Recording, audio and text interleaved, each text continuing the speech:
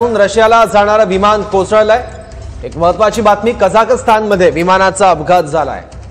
हे विमान अझरबैजानहून रशियाला जात होतं आणि त्याचवेळी विमान खाली कोसळलंय। कझाकस्तानमध्ये विमानाचा अपघात झालाय।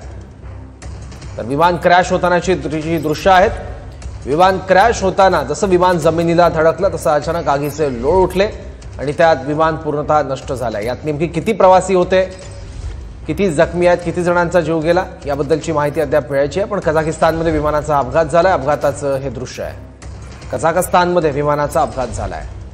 अत्यंत दुर्दैवी अपघात म्हणावा लागेल।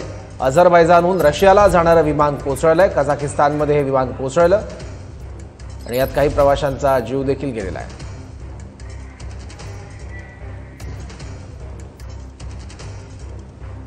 आणि जी माहिती हाती येते त्यानुसार विमानात या अपघाताच्या वेळी एकूण 70 प्रवासी होते।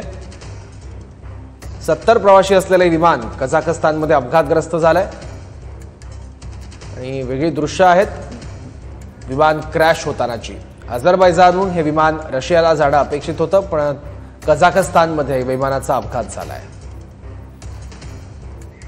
एकूण 70 प्रवासी या विमानात यावेळी प्रवास करत होते। त्यापैकी किती प्रवासी जखमी आहेत, किती सुखरूप आहेत याचा आकडा अजून कळू शकला नाहीये।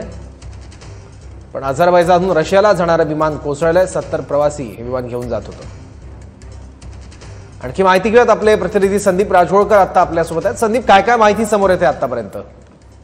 सौरभ, खरं तर एव्हिएशन इंडस्ट्री मधला हा सर्वात मोठा अपघात या वर्षातला म्हणावा लागेल, जो वर्षाअखेरीला घडलेला आहे। हे विमान जे आहे अझरबैजानहून रशियाला जात होतं आणि पक्षांचा एक मोठा थवा जो आहे तो विमानाच्या आडवा आला आणि त्यानंतर विमानामध्ये तांत्रिक बिघाड झाला आणि ज्यावेळेला हे पायलटच्या लक्षात आलं त्यावेळेला रशियाची राजधानी जी आहे चेचन्या ग्रोझनी इथं ते लँडिंग करण्याचा प्रयत्न करत होते पायलट, आणि त्या 2 पायलट होते यामध्ये। आणि त्याच म्हणजे जेव्हा विमानाचं लँडिंग करण्याची प्रक्रिया सुरू होती त्याच वेळेला विमान क्रॅश झालं आणि पूर्णपणे आग लागली विमानाला।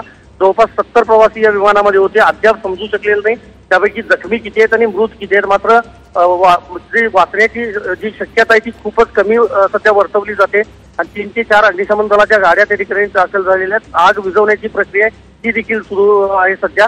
मात्र आकडा जो आहे तो समजू शकलेला नाही। एकूण 70 प्रवासी आणि क्रू मेंबर्स आणि पायलट हे त्या विमानामध्ये होते। सौरभ, ठीक आहे संदीप, धन्यवाद या माहितीबद्दल।